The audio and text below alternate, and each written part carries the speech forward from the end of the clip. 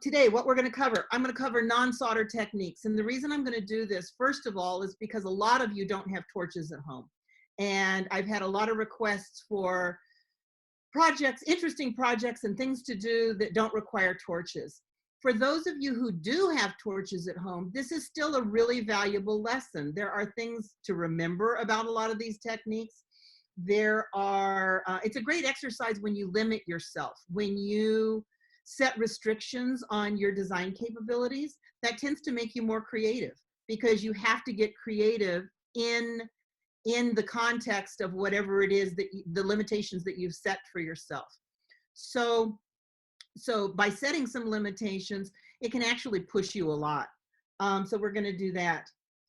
And then also a lot of these techniques you can apply to soldering. It's just that I'm going to show you instances where you don't have to solder, since some of you can't. And then for all of you, one of the things that I do a lot of is to make elements for later. And especially when I'm not feeling very creative, which I understand a lot of us are not right now.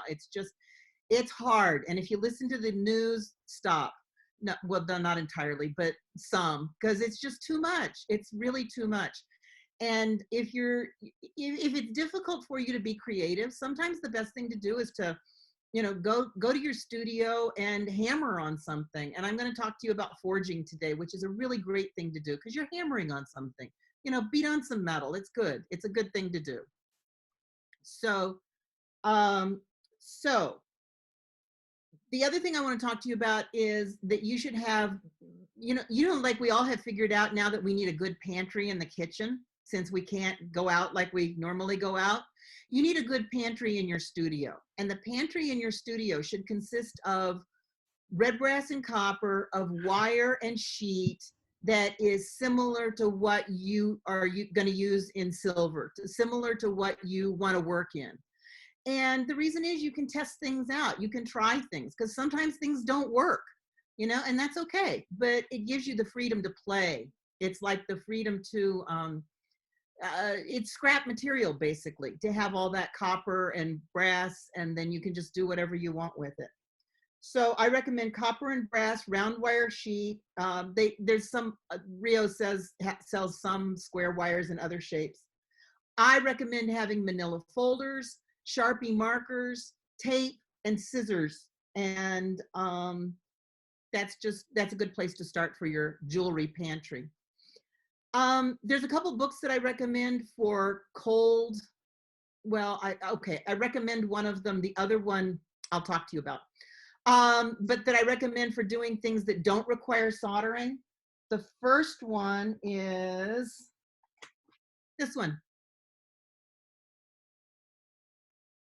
So this is a reprint of a 1930s book, and it's just wire work, and it's really simple stuff. It's there's the authors, Helen Clegg and Mary Larson. It's just a simple book. It's got simple techniques, but it's interesting things, and sometimes it can lead to other design ideas and things that you would work in. So that's one I do recommend. I think that's a really good book. This book I want to recommend with caveats, okay? The woman who wrote this book, I don't know her, but I can tell you that she is not a pristine craftsman, which does not make me real happy.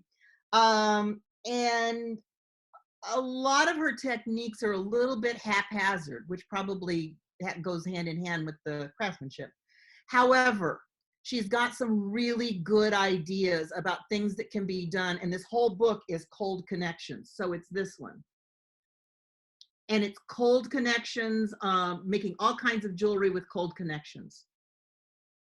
If there is something that you're going to do using this book, or a technique or something you want to try, talk to me first. There's a lot of what she does I'm not wild about, but the ideas are good. She's got some really good ideas. Sorry? I couldn't see the author's name. The author's name is Karen Dougherty, Dougherty. Thanks. Yeah. Good. Okay.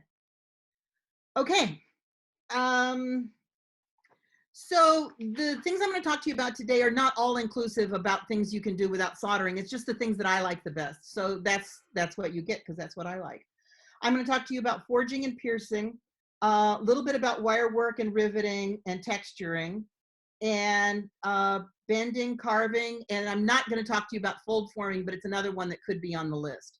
So all of those things are techniques and that could be done without doing soldering at all.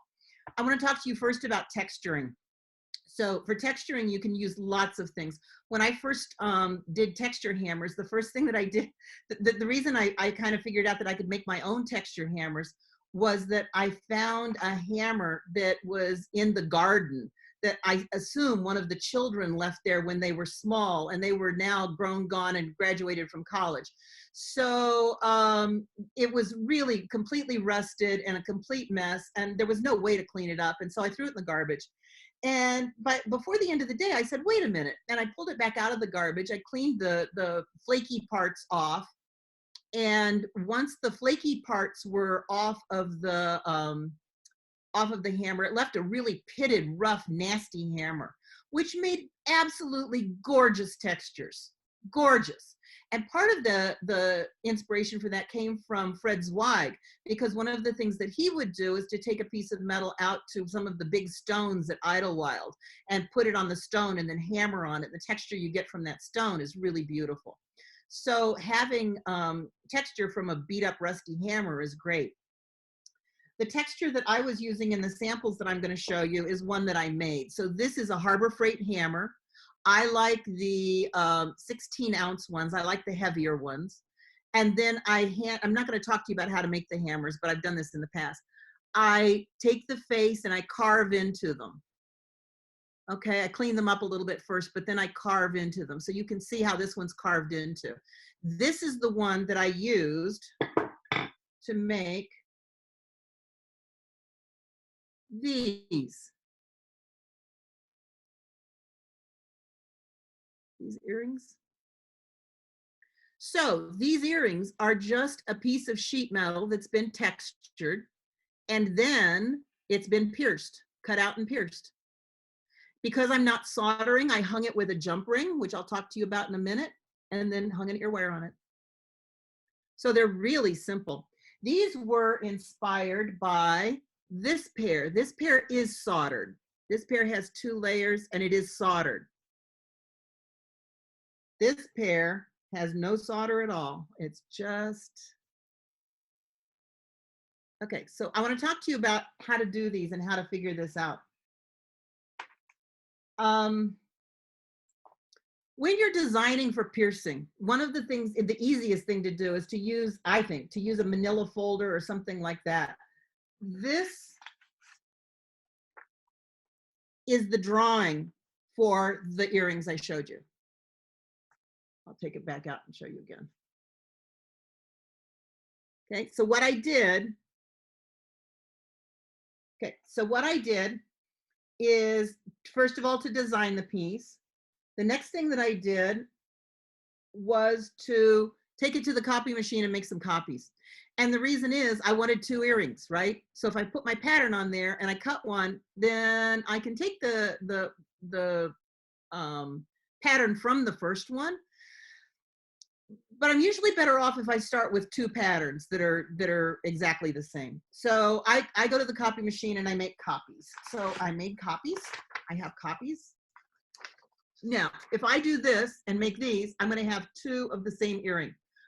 So what I have to do is that I have to either use it from the back, which I can't see very well, or when I have my piece of sheet metal, I put one of them on there, I cut it out, I flip the metal over, put the other one on there, cut it out, and then I've got a left and a right. And then that works really well. Okay. You need to texture your sheet before you do your cutting. If you don't texture your sheet first, then when you do your cutting, it's going to distort things. Or if you do your texturing after you cut, it's going to distort things. So the best thing to do is to choose a sheet that will accommodate everything that you need as far as the 2 earrings, if you're doing earrings. And then you cut your outside shape. Remember that when you cut your outside shape, it's best if you cut the least amount of metal first. In other words, if you've got a big sheet of metal and your design is over in here, you want to cut this edge out first. And that's so that you have the most to hang on to. There's no reason to cut the big part away and then you've got nothing to hang on to, right?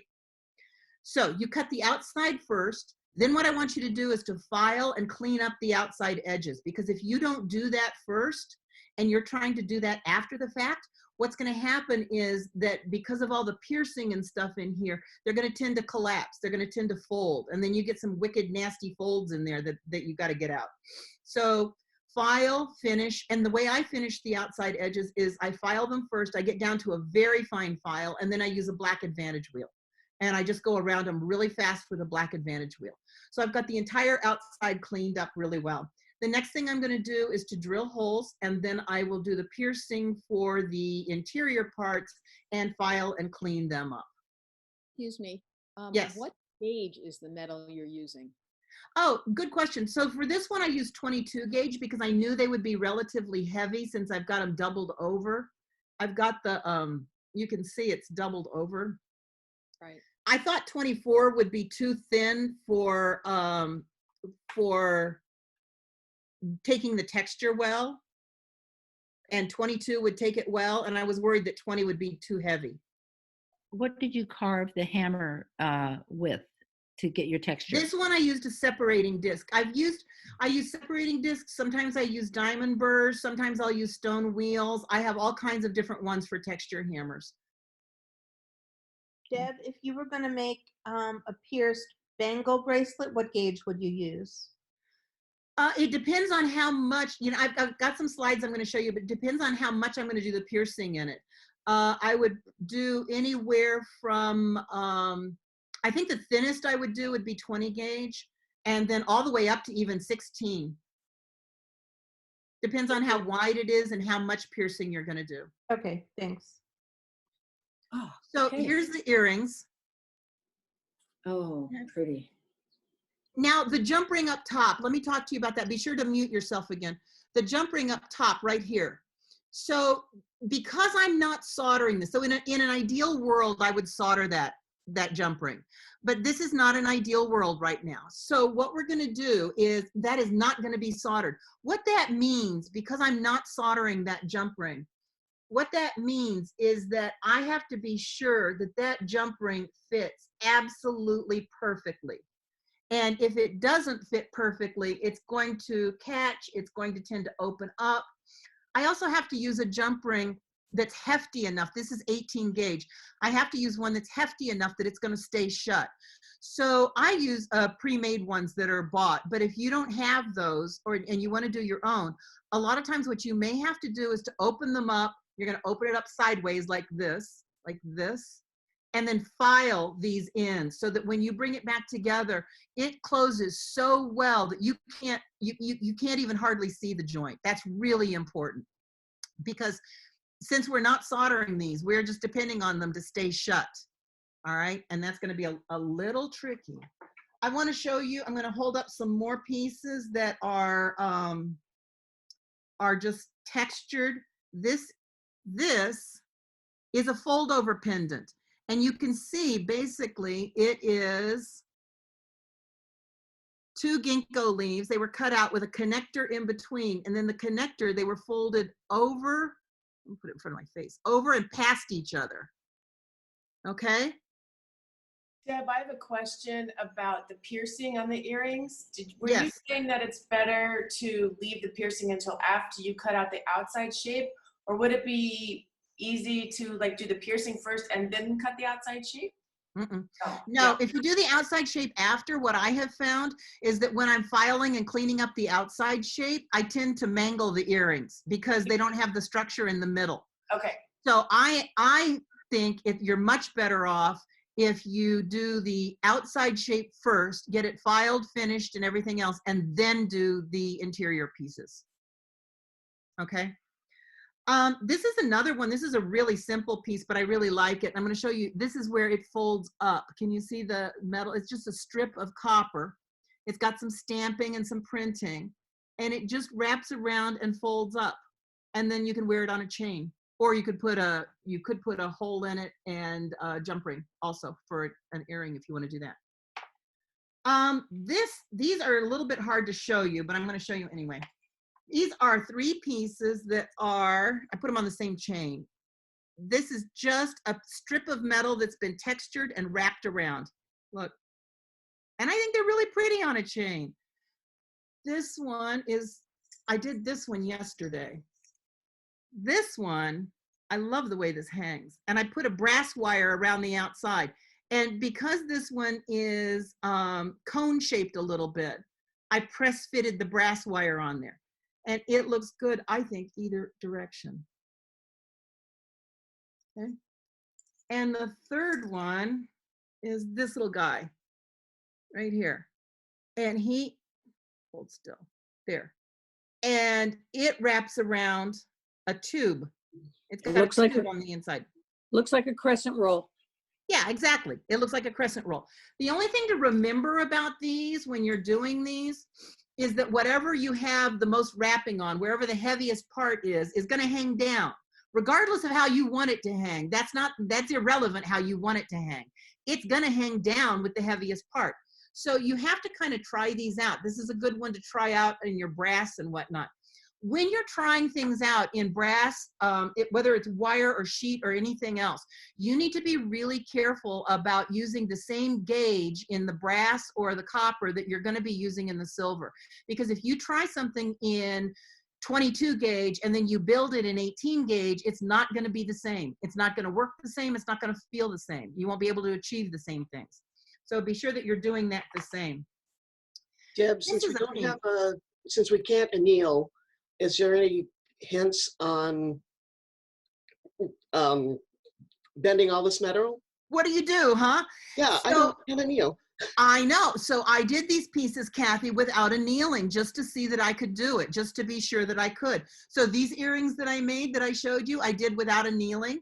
And this bead that I showed you, this pendant, this one, I also did without annealing. I textured it. Now, was it hard to bend? Oh yeah, it was hard to bend. I used the forming pliers, the ones that are half rounded on one side and then flat on the other. And I just kept working it with that and a rawhide mallet until I shoved that baby around there. Yes, it's hard to work. It's much harder to work. It'll make your hands stronger. It's good for you. But yes, you can do it. And especially with the metals we work with, the silver is so soft that really it's not that difficult. The red brass was pretty difficult. Once I work hardened it and then tried to form it, it was pretty hard. But it was okay. I got there. This is a piece I did not make, but I wanted to show you. Isn't that a beautiful brooch? See the texture? And I was thinking, if I had put a tube back here and then taken the ends and wrapped them around the tube, that could be a pendant. It's just something to think about. You got to think about your hammer textures on this. On this piece that I showed you, the hammer textures are on the same side because the piece just, is that true? Yes, because the piece flips all the way around and then over the top of it. But if I wanted to make a pendant that looked like this, see my pendant? It has a hole through here. Fold-over pendant. Then what I need to remember is that I need to texture this side on this part and this side on this part. This is why I make models, okay? Because otherwise I would texture this side, and then I'd fold it over, and then I would have texture here and texture here, and that's not what I want. So if you make a model, you can figure this out. Right? Deb? And then you can also kind of see how it looks. Do I want it to match here? Do I want this below? Do I want to curve these a little bit? Do I want to curve this one back and this one forward? Do I want to, you can really play with these. I love working with the paper. Deb, Yes. on that one, would you cut it out first and then hammer it? Because No. how do you texture, or how do you decide? I would what take to my texture? pattern and I would draw it. Okay, draw it on the metal. And I would texture this part or texture one of the parts. And then the trick is figuring out how you laid it on the metal. So what I would probably do is line this up with a straight edge of the metal. and I would mark this and this so that when I flip it on the back side, I can line it up the same. Okay, and then I know where this goes. I know where this is on the back side. Yeah. If you do texture afterwards, you could cut it out and texture afterwards. If you do that, recognize that what you should do is just roughly cut it out, texture it, and then you're going to have to probably do a lot more smoothing on it, because when you texture these edges, they're going to get all rumpled and bumpled. The problem too with texturing it afterwards often is that you'll thin the edges a lot. And if the edges get too thin, then it's kind of sharp and weird. You don't want to do that. You don't tend to do that as much if, you know how when you're hammering on a piece of sheet metal, if you hit the edge, it really squishes it? Yeah, and that doesn't do it as much if you're working on a bigger sheet of metal. So you want to have the sheet a little bit bigger than you would have it for a finished piece. So you Okay? texture the whole thing before you even bother to cut out the shape. I do that for the most part, yes. I did that for these earrings, absolutely. I took a piece of sheet metal, it was about 2 inches by maybe 4 inches, and I textured the entire sheet. And I made this out of it, and then out of the leftover parts, I made this piece out of it. It's the same texture here. So I have a question about that maybe it makes more sense to ask you later. On the edges of pieces, like particularly on a back sheet for a bezel set stone, say, if I texture it beforehand and then I cut it out and solder it onto something or not, the edges are now kind of jagged where the texture is, particularly where it's etched. And I know you use a lot of texture, and I haven't noticed that on your pieces that the edges are jagged. Do you smooth them or like file down the edge to make it transition better? no, because I never want my edges to be thinner than they have to be. I never want to thin them. If I always want my edges to be really thick and really hefty. So if anything, I would leave them jagged. I would just make sure that they're not sharp, so that they're not, they don't catch on things, or they're not, you just don't want any sharp edges on something you're going to put on your body, right? But no, I would not make it like a beveled edge or something like that, or try to make all of it the thinnest, equal to the thinnest part. I would not do that. No, sometimes I would solder something on it, maybe a square wire or something, if I thought some of the edges were too thin. But so if anything, I would beef it up, not file it down. This is a bracelet that I stole the design from an antique, a Victorian piece that a student had. And it's not a difficult one to do, but it is one that you can do in lots of different gauges and this is the same one, but look how dense it is. So the links are shorter and the links are shorter and the wire is bigger. And then here's one where the links are longer and the wire is a little bit smaller, and it's a necklace. So these are all exactly the same. It's a really versatile chain. It's really fun. And then here is a pair of earrings made with the same links, just link them together.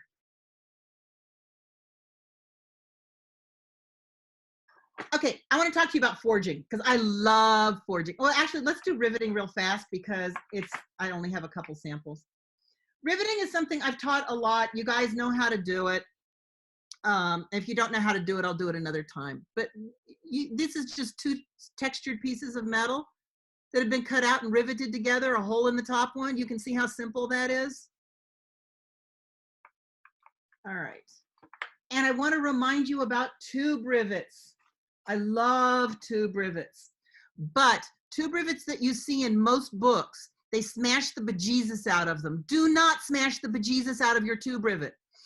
Tube rivets need to look like this. Can you see how it looks like an eyelet? They're rounded, they're soft. When you look at profile, see how it has some height to it? Right there, it has some height, right? That's because this is rounded and very, very nice. So what you have to do, here's another one. And you can do that on both sides. This one is rounded side, see that? And on both sides, it's rounded. So what you do is that you take your tube. I'm going to do the really quick and dirty version. You take your tube, you put a scribe in there, you root it around a little bit. It starts to flare. Then what you're going to do is to get a wider one until it's about like that. And then you're going to take a tiny round-faced hammer and you're going to hit that outside edge only, very gently. You hit it and hit it and hit it and hit it. Lots of little itty-bitty taps until the whole thing comes and it just curls around. There are so many books out there and they just tell you to take it and hammer the bejesus out of it. And what you end up with is a tube and then a flat thing. And it just, you got to make them pretty. My pet peeve. Okay, we'll skip that. This is, so now we'll go into forging, because forging I love. This is one of Hey, my Deb, passions. Yes. what kind of tubes do you get? Are they made to be rivets, or, because all of mine are heavy? Oh, heavy is great. Heavy is better than thin. Thin tubes tend to split. Heavy tubes work really well. If they're too heavy, you might have trouble turning them over all the way, but probably not. Heavier typically works better. I can do a whole thing on riveting if that's something you guys want. The other thing is you guys do need to tell me what you want, because otherwise I just make it up and then you get what I want.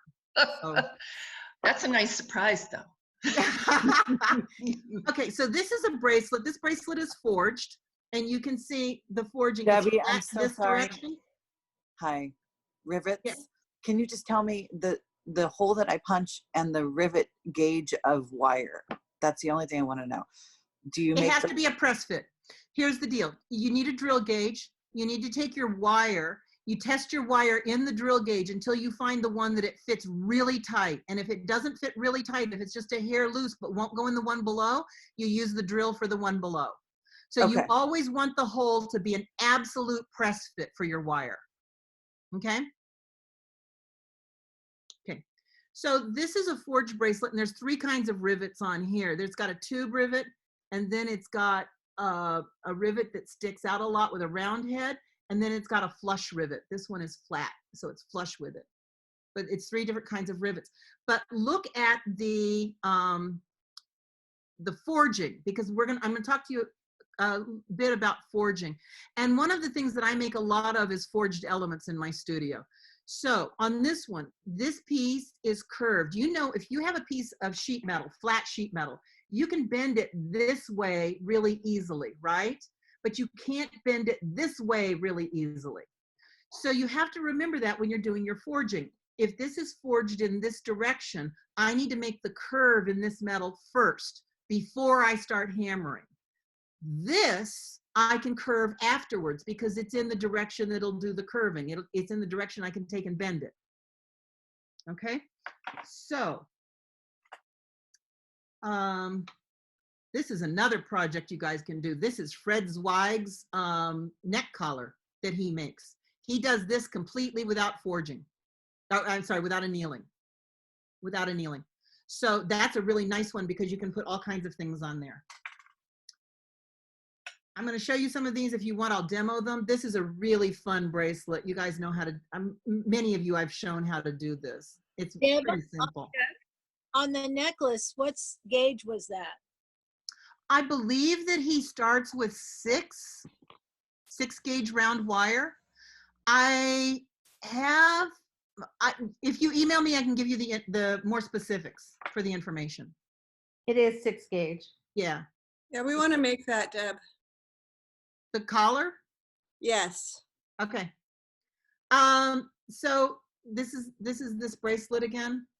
And you can also, sometimes you can take these are not the same size, but you can layer them where they fit together like that. I'll show you some in the slides. Rings.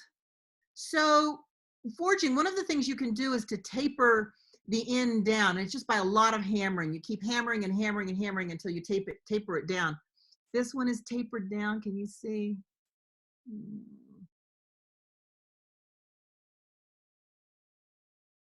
Okay. I'll put my hand in it. These are some of my very favorite rings. So I want to do these in gold, but I figured out it's going to cost me about $1,000 of gold. So these, I think, yeah. These are actually the same if you look at them. Can you see it's flat There, flat one direction, and it changes into being flat the other direction. See So that? that was 2 different rings you had. Those 2 rings I put together. I'm going to show them both to you though. This one is also flat in one direction and then goes to being flat in the other direction. But look, it overlaps a lot where this one doesn't overlap. So when I put them together, which I like to wear them together,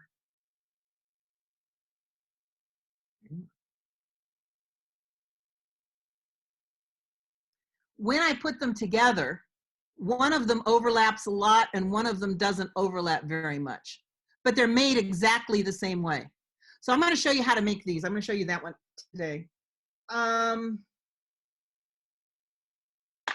Deb, if you Yes. don't have an anvil, can you do that much forging on a tiny bench block? Absolutely. You can, Yep. okay. It's going to bounce around some. It's going to bounce your desk around. Be sure that you're working on the leg of a table rather than working in the middle of the table where it bounces so much. But yeah, I'm going to use a bench block when I'm going to demo this and make one of those rings and use a bench block. So yeah, Oh, absolutely. great. Okay. Yeah. So this is a pendant. I need a gray card or something behind it. Can you see that? So basically this is one piece of wire, and what it does is that it curls around and around and around and around until it comes back on the front. Right there. These. Wendy Franklin made these. Check these out. They're really simple. It's a wire. It's hammered flat on the top, just a little bit, a hole drilled in it. The wire comes around, wraps around itself, and then is hammered flat on the bottom. There.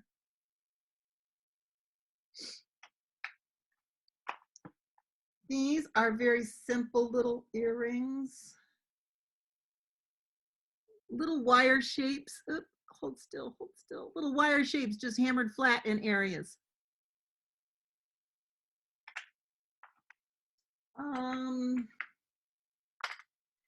Last one I want to remind you of, a lot of you took this class with me. Remember this? Oh yeah. This is a bracelet. This is a silver bracelet that we made. And what it has is you can put on different tops. That's a pierced top that's on it.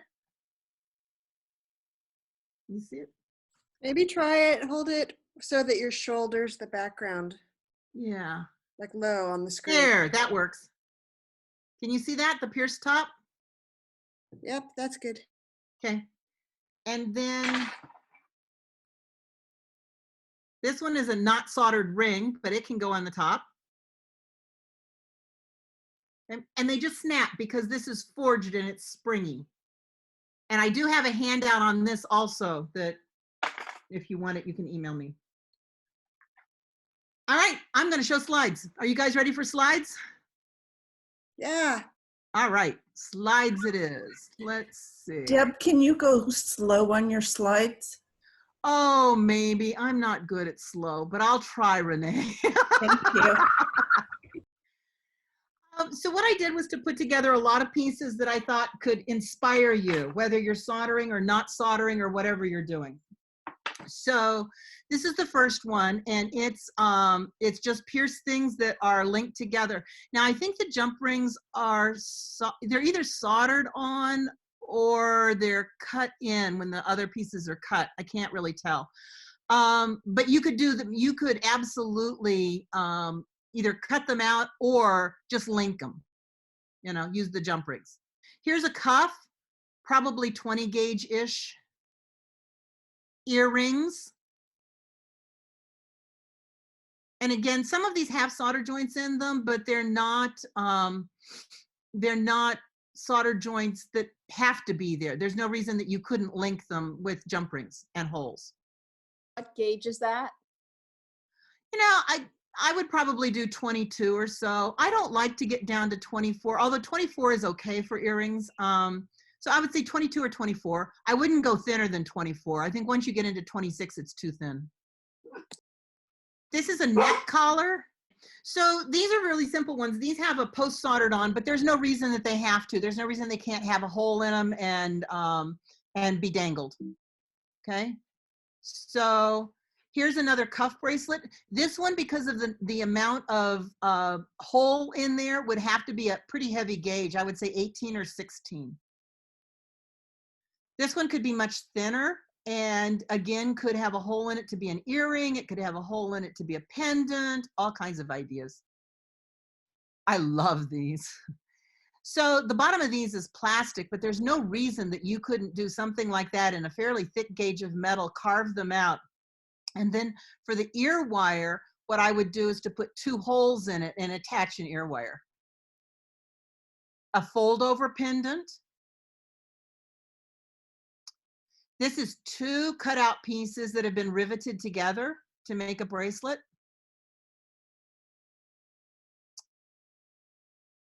This one would need to be relatively thick metal because there's so much cut away.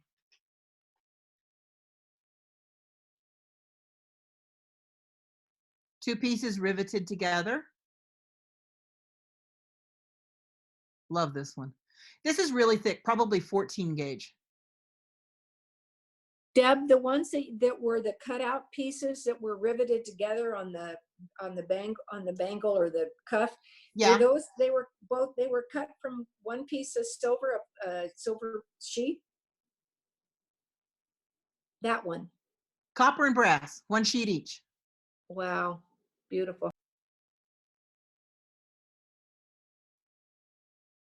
Yeah, you can drill. This is drilled holes. This is cutouts and bent things, and this is cutouts. Love this one. It's probably 18 gauge. What was the 2 previous pieces? What is that? I don't know what those are. They look like, to me, like there's something to be sewn on to something else, but I think they'd make great earrings. If you want to cut some out for me, I'll take them as earrings. I think you could fold them into a hoop. They'd be great. Okay, I'll get on it. Excellent. This one, look how thick this metal is. It's probably 16 gauge. This one too. Gorgeous though. These are really fun.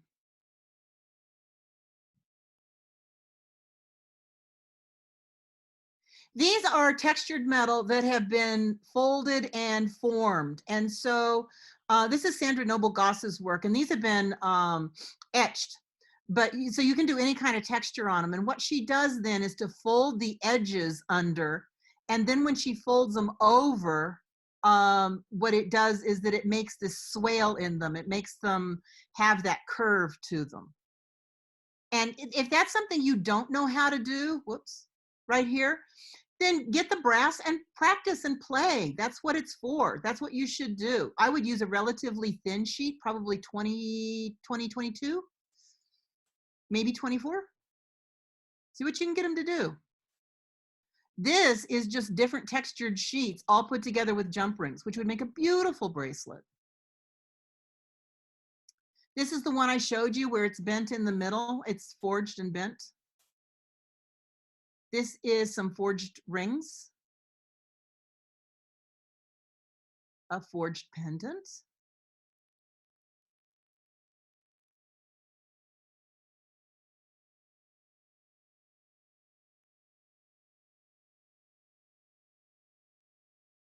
This one has no soldering at all. So this has tapered ends on it, and the ends just come around, they're bent straight up and then wrapped around. So these actually slide on each other a little bit. Can you back up to the rings? This one? Yeah, that one. Let us look at That's one ring. It's one piece of metal. So it's forged flat on one end in one direction and flat on the other end in the other direction, and then lightly forged in the middle to be square. It would look great without a stone, but it's or with. Hey, Deb. Yeah. Bracelet that you just had, the last one. So do you think that started with square or round? Or Probably round. I tend to start my forging with round wire only because when I start with square, a lot of times what happens is the square gets off and it turns into a trapezoid.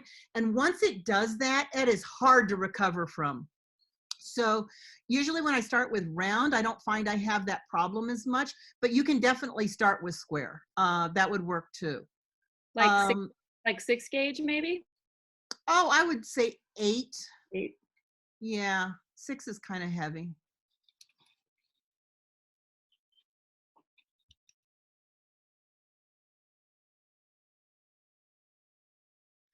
So I wanted to show you this because sometimes what I do instead of forging is I cheat. This is really heavy rectangular wire. And so if I take rectangular wire and I cut a section of it off, and then I cut it at a diagonal, then I've already got the beginnings of what would be a forged piece, right? It tapers down and it gets wider. And so then I don't have to do as much forging because I cheated because I started with something that was already that forged shape. So on this one, there's really 3 pairs of earrings going here.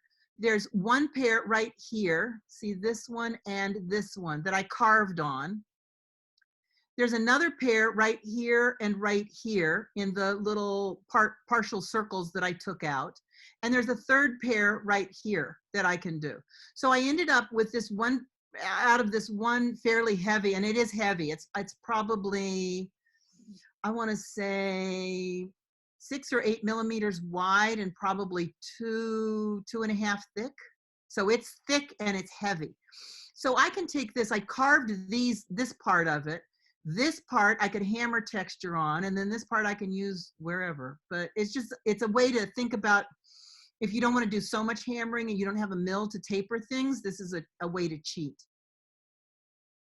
This one is just wires bent around. So you guys remember, a lot of you in class, we did the tension setting and we used really heavy wire to do that. And you can do that, there's no soldering in this at all. So what you do is that you have to bend that around, you have to size the stone. I am not gonna go into the stone setting right now, but it's not that difficult to do if you have, if you're familiar with stone setting. It's something to remember that you can do even though you don't have a torch, if you don't have a torch. This is another one. Ideally, these would all be soldered. Sometimes things aren't ideal. You can also make them come around and loop around once. If they looped around, it would be much more secure. If you hammer on each one of these, it also makes them really springy, and so they'll tend to stay put. Like this one. You can see that this is hammered on a lot here and here. That tends to make these not open up. This one has the soldered loops in the front, but there's no reason that you couldn't do an alteration of that. And then this is the bracelet, like the one that we made that I showed you. This is another one. This is Linda's. So it's textured, pierced, and has the hook, that bracelet hook on it. So the next set of things I'm going to show you really fast, this is Calder's work. So Calder went around with brass wire and he didn't solder anything ever. There's no solder joints in any of his work. So if you look at this, this comes around, the catch here is just the wire folded back on itself, and then he used a small wire wound up here for the pin stem. No solder, remember that. This is just hammered. If he can do it, we can do it. Hammer, rivet.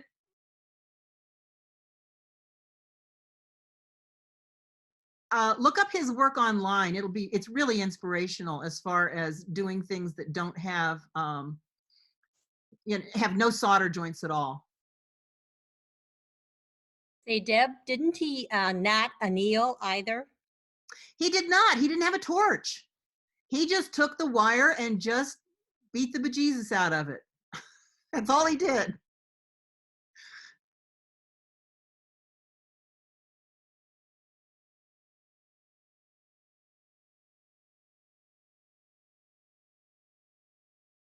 And he did some really complex pieces, a lot of twisting and forming, and I love these earrings.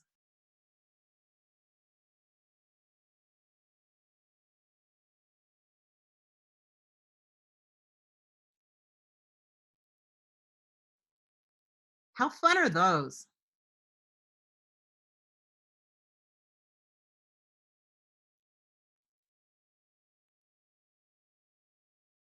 This is real similar to some of the stuff you'll find in the book I showed you.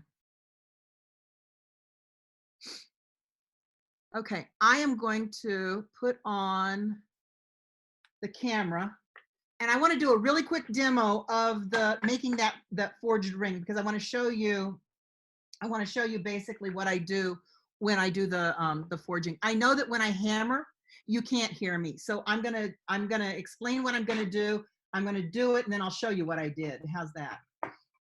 Okay, so I just have a little bench block. I am going to use 10 gauge wire. 10 gauge is kind of my go-to for forging. I don't know why. It's one I like. Okay, so I have a piece of wire, and because I'm doing this without torches, I'm not annealing it. I just cut it off the spool, how it comes. So sometimes with Rio, they're annealed, and sometimes it's not, even though they say it is. You never really know. So what I am making is, what I'm going to show you is these rings, this one and this one. These are the same, these two, but this one overlaps a lot more. See how this one overlaps? There, you can see. And this one doesn't. Okay. So the first thing I'm going to do is to take this, and I'm going to take my forming pliers, which are these, which have the half round side and the flat side, and I'm going to curl one end up. And I want to make it about ring size. I want to make it fit my finger. I can adjust it some later, but I can't adjust it a lot. Okay. So I'm going to do this first. Now, what I'm going to do when I do this is that I'm going to hammer starting here, and I'm going to work my way back, and I'm going to hammer about to here, about 2/3 of the way. Ultimately, I'm going to hammer all the way, because ideally what I want, if you look at these rings, they have very square sides all the way around. Every side is very square. Okay. So ultimately, that's what I'm going to do. I'm going to use, this is the hammer that I'm using. This is the one that Fred makes. You can also use the locksmith hammer if it's been polished up. All right. So this is going to be loud.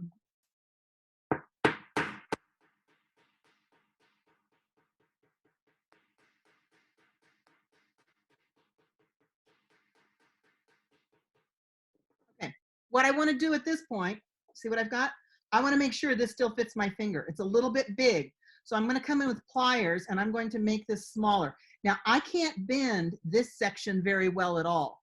This section I can still bend. So I can get in here like this, okay, and I can push this around to bend it so that it's going to fit my finger a little bit better. Good. Now what I'm going to do is to hold this upright like this. Now, if I'm going to ultimately smooth this piece so that it doesn't have any hammer marks, it doesn't matter so much where I hammer. But if ultimately I want my hammer marks to show, I'm going to hold this upside down like this, with this part hanging off the bench or off the block. And I'm going to hammer here. And the reason is when I bend this around, the hammer marks will be on the outside. The downside of doing this is that I can easily get a mark right here where this crosses the block, right here on the edge of the block.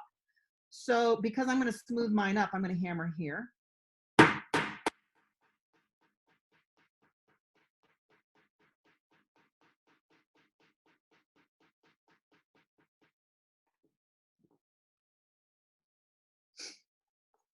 Okay, now I'm going to go back in and I'm going to hammer further.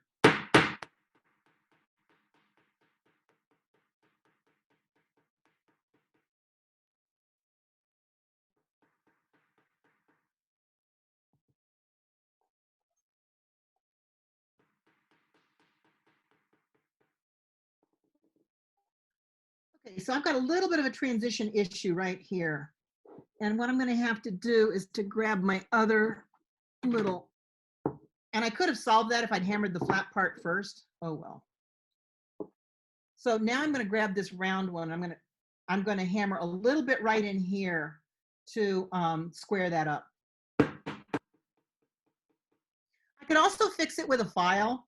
A file is a poor man's planishing hammer, I guess.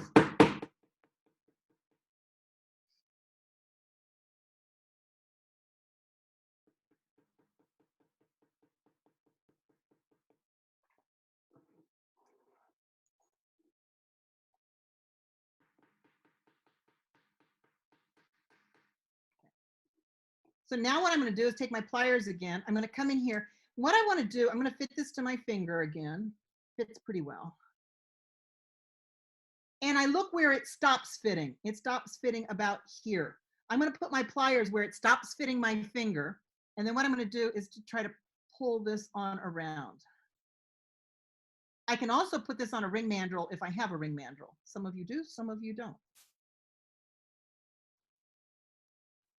Notice how it bends a little bit square right there. That's because I probably have an area right here that's a little bit thinner, that I've worked hardened a little bit more. And what that means is that I just have to go in between where it's, so it bends too much there, too much there.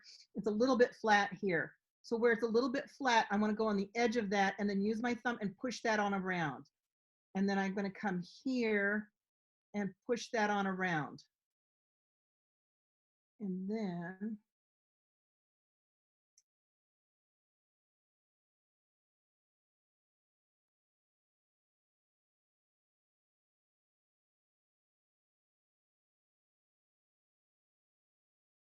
now, if I don't want hammer marks in there, if I want this cleaned up, I would have done that prior to bending this, prior to making it round, making it fit my finger, making it almost fit my finger.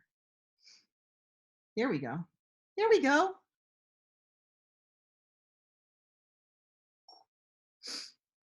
And it's not perfectly round right now. I would have to play with it a little bit, get it perfectly round.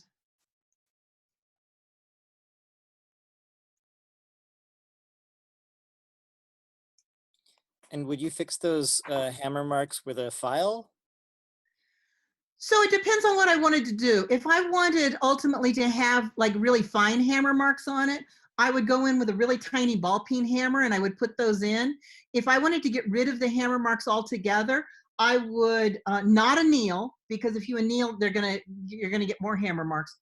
But what I would do is to use a basically a planishing hammer or this hammer lightly. And I would go over the piece 3 or 4 or 5 times, so that what happens is, as I'm work hardening that metal, it's going to make the surface smoother and smoother and smoother. And then I would go in with a file and or sandpaper. But not until I've done as much planishing as possible, because if I just leave it rough and then I go in with a file, what's going to happen is I remove way too much metal. It's going to get thinner. It's not, it's actually a lot more work. It's less work to do the planishing. So planishing is like the first stage of finishing, and that's what I would do first if I wanted it finished in square. What are those pliers? They're inexpensive pliers. They're from Rio. They are half round on this side and flat on this side. I use these so much in my studio. I use these probably more than any other pliers I have. Any other questions? So Deb, I'm thinking of ways to texture a forged ring. Mm-hmm. And other than, so you can, if you're going to hammer on it later, will that work to stamp or something? It can. So what I would do is, let's say for instance this ring. If when I had it in curled out where this was still laying down, I could lay this on the brick and do, or on the block and do stamping on that. I could do carving on that. I would do as much as possible while it's in its straight form, and then bend it around. You can do some stuff now. I mean, there's no reason I can't go in with burrs and stuff and attack this now, right? Oh yeah, that makes sense. Or etching, you could etch it. And here's the other thing that I can do. On these rings, because they're not soldered, if I want to work on the inside, so let's say I got this far and then I said, oh, damn, I didn't clean up the inside like I should have. What I can do is to take this and I'm going to open it like a jump ring. See what I just did? See how I springed it open? Now I can get in here and I can clean up all these forms and I can bend it back, but I don't have to lay it open to, sorry, I hit the camera. I don't have to lay it open to make it work. I just opened it sideways like a jump ring. And then I can close it back. Okay? Okay, so if there's no questions about that, I did have 2 questions this week that I want to answer. Yeah. Margie asked me a question last week about making 3mm balls. She has a bracelet that it's a bar and then it has 2 balls soldered on it. And she was having issues getting 3mm balls that were in good shape, that were pretty, that were nice. And so I did some experimenting this week to figure out what to tell her. And this is what I figured out. I took a charcoal block, and I don't think it matters if it's hard or soft. The hard ones last a little longer, so I usually use those. But if you have a soft one, it'll work too. But then what I did, because she wanted a 3mm ball, is that I made a little metal piece that's 3mm wide. I cut a strip that was 3mm wide, and on the end of it, I rounded it into a semicircle. This is a piece of nickel silver, but it's only nickel silver because that's what I had in the studio. You could use brass, you could use copper, you could use whatever. It doesn't matter. It doesn't matter what gauge. I just grabbed what I had. I did cut it at 3mm wide because that you said you wanted a 3mm ball, right? Right. So I cut it at 3mm wide, and then I rounded the end to be a semicircle, right? Mm-hmm. Okay. Then what I did was to take a charcoal block, Oh, and I carved into this. I held this piece upright and twisted it like a drill. Okay, so I used this piece of metal right here to act like a drill, to drill into my charcoal to make hemispheres. okay. And I want to be sure that it's a true hemisphere. I want to be sure it's deep enough that it will be half the ball. Because if it's not half the ball, if it's less than that, the mark will show up. If it's too big, the ball will be flat. So it needs to be a 3mm hemisphere. Okay? Okay. Mm-hmm. Next. So then what I did was that I cut different pieces of metal. I used argentium because it was easier for me to find because it was on my desk. So you guys like how I do this metalsmithing, right? It's whatever's on my desk, that's what I What use. gauge did you use? That's why my desk looks like what it looks like. So I used 14 gauge. The piece on the far left right here, this is 1 inch of 14 gauge, and it's about 5mm. That was too big. If you'll notice, look, see this indentation around here? That's where it tried to go down into that 3mm hole. And it didn't because it left a mark on it because the hole was too little for the amount of wire I had. Okay? This one, this is 3/4 of an inch of wire. This one, it made a 4 to 4.5mm ball. Notice that I have these notes. This is something you guys need to do. You need to take notes because next time I want to make a 3mm ball, I don't want to have to do this again. I want to know what this is. So this one, again, the hole is too small for the ball that it made. So it's this misshapen kind of weird little ball. And it's 4 and 4.5mm. This one is a 1/2 inch of wire, 14 gauge.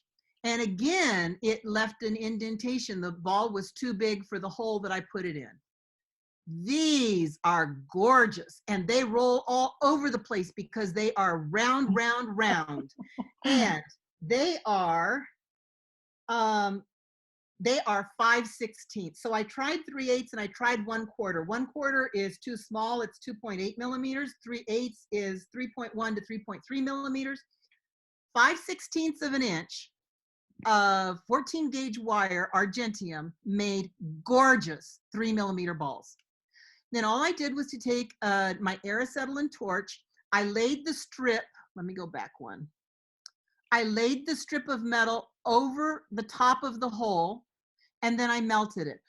Silver wants to be in a ball when it's melted. It really wants to go up into a ball. And so if you do this, and then I had a pair of tweezers nearby so that if it melted and got off center a little bit, I could just shove it back into the hole. So you actually laid the metal, that strip over the hole at the end.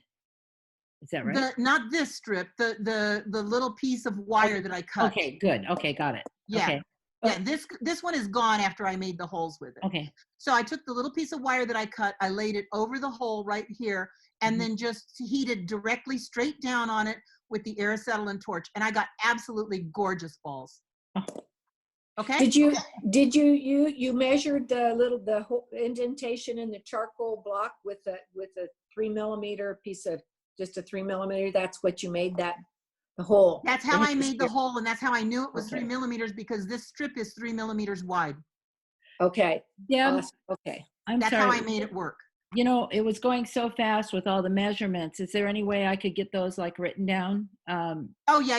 Could you write them down for me? I'll send it to you. Yeah. So, oh, great. I'll send you an email, because then I would have the exact size for the exact balls. Perfect. But I do have my 5/16 for the Yeah, ones. but let me warn you, because the big ones were done in these holes and they have that little indentation on them, it might be slightly different when you're doing it and you have the right size holes for them.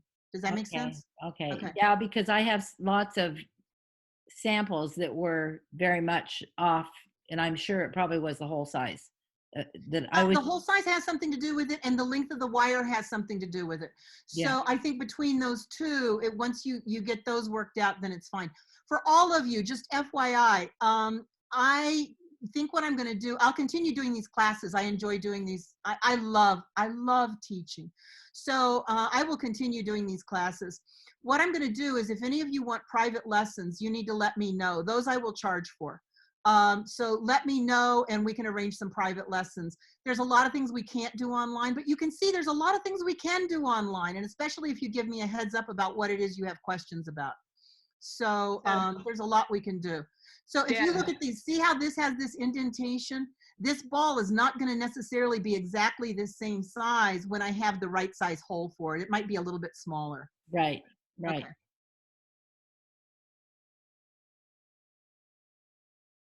There, can you guys see it? Everybody got it? And this is the actual notes. This is how I take notes when I'm in there. And I have a notebook like that.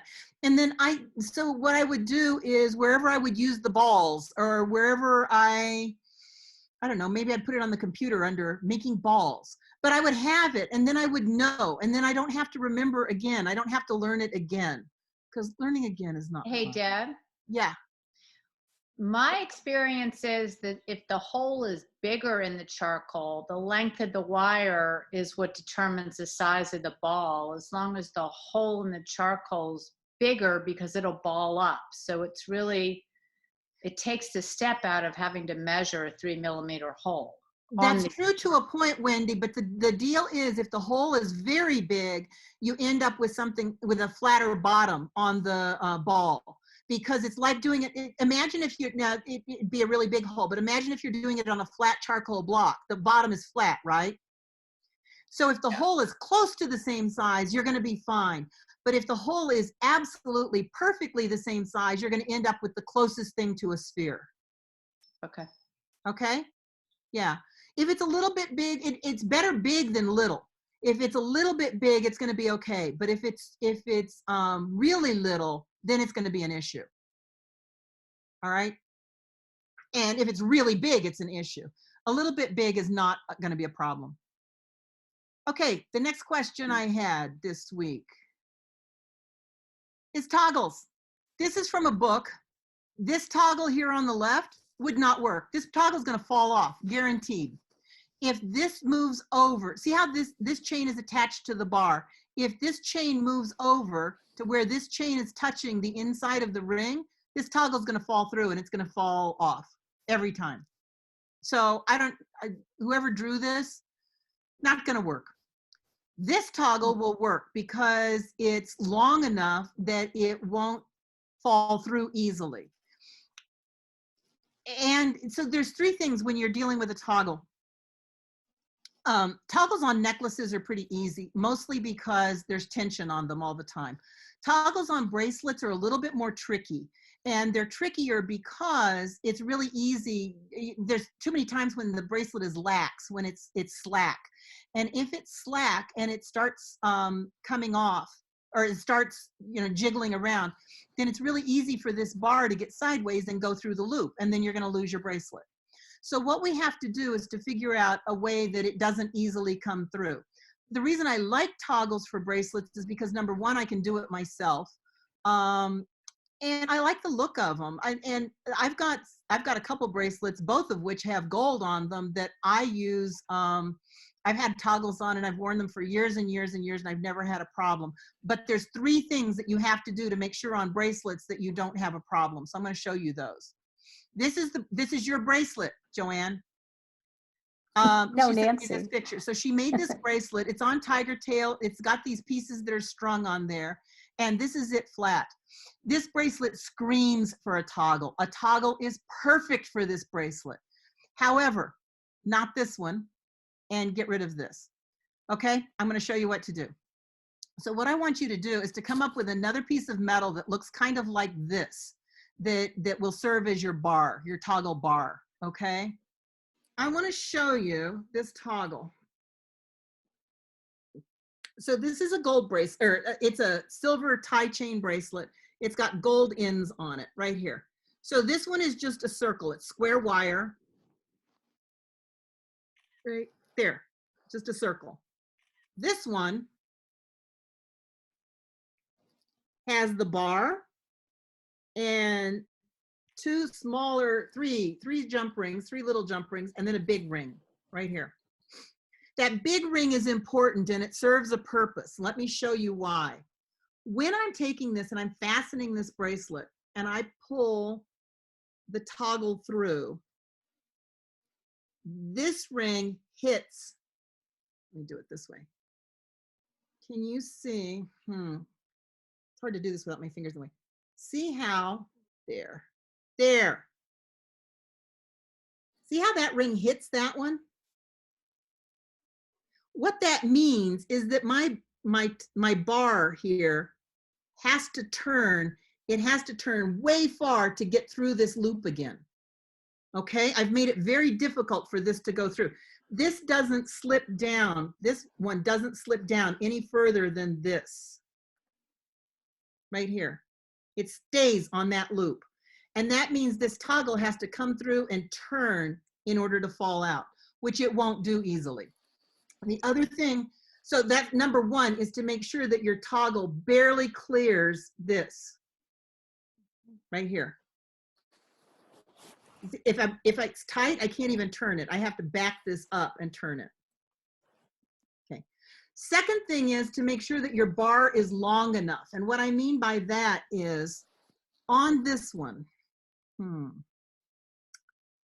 if this is all the way over to the side like that, I should not be able to put my bar through. Show you the back of it. Here.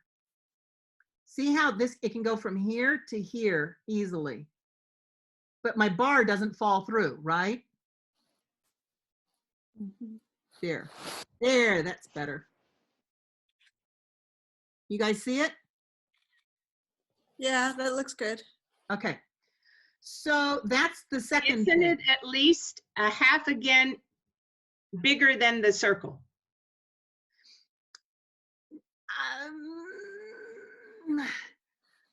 You know, I have found rules of thumb like that are not great. I mean, it's okay, but it partly depends on the shape and the size and the everything else of the bar. So the other thing is, look at this bar. When this bar dangles like this, see how it's even and it hangs straight? See how it hangs evenly?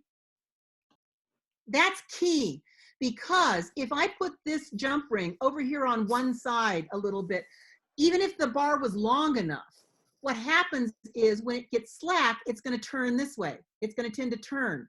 And if it tends to turn, it's going to go through the loop. Because it stays straight, because it's evenly weighted, it'll have a better tendency of staying straight and staying in there.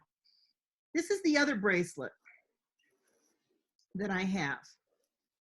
And this one again has a ring that fits through here. Again, it's tight. This one goes a little further, but it's relatively tight. It's through here.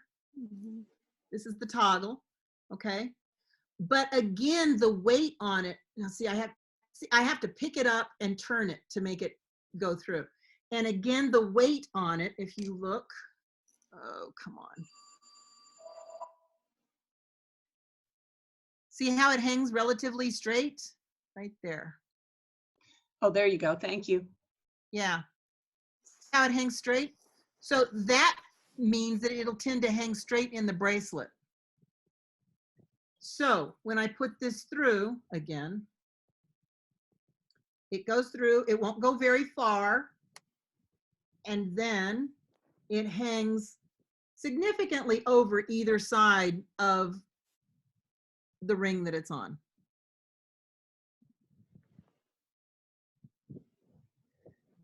So does that help some with toggles?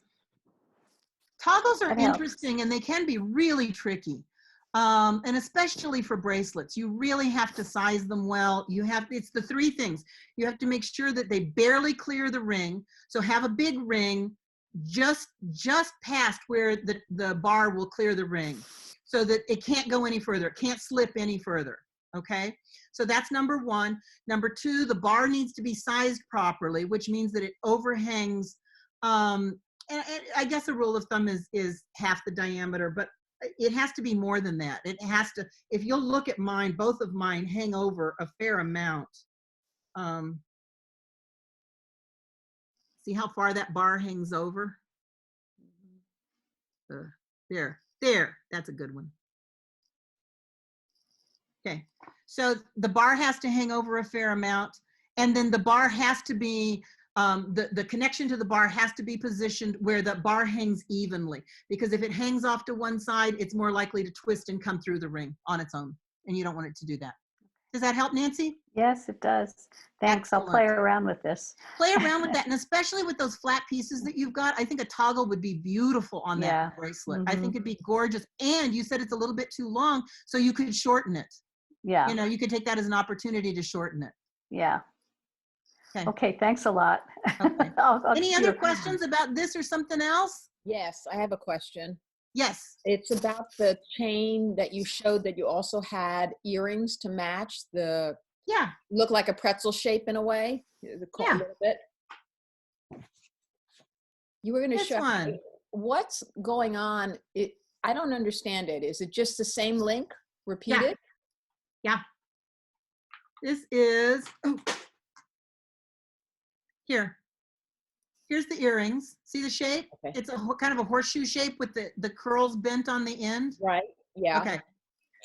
So when you do this chain like this, it's two of them put together, and then the loop, you go through the next set of loops, and two of them, and two of them, and two of them, and two of them.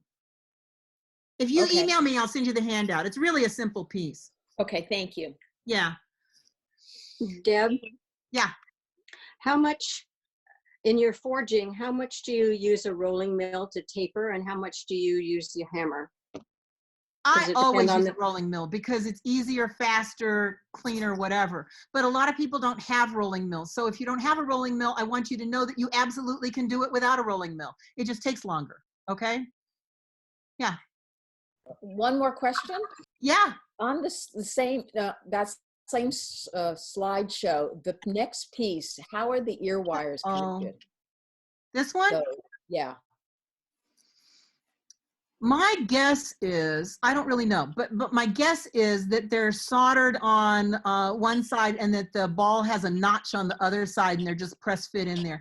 You could easily do something where you just have two holes drilled, and then what you do is to make an ear wire that has a loop on one side and then just a little bend on the other side and put them in, and that works really well. Okay. So if you don't have solder stuff available, that works great. This one, I don't know if on the right, if it's a bad slide or if it's hammered a bit, but never hammer your ear wires, really, truly. They, especially where they're gonna go through your ear, it just hurts after a while for a lot of us. Just don't. Okay, thank you. Okay, if you have questions, you can email me. Like I said, I'll do private lessons, I do charge. I can help you with whatever. If it's a quick question, just email me or text me or whatever. I'll answer when I can. But It was super. Thank you for doing this. You're welcome. And if you have ideas of other things you'd like to learn, you need to tell me, because otherwise, like I said, I'll just make it up and I'll do whatever I want. So that's what you'll get. Anything else before we go away? This is awesome. It went really well. Thank you. This is great. Thanks, Deb. Thanks, Thank Deb. you guys. Thanks, It's Deb. nice to hang with you guys. Sounds good. It was good to see everybody that I got to see, and I'll see you next week, if not before. Okay? Look forward to it. You guys be safe. You be Thank safe. you. Take care. Thank you. Thanks a lot, Bye. Deb. Bye.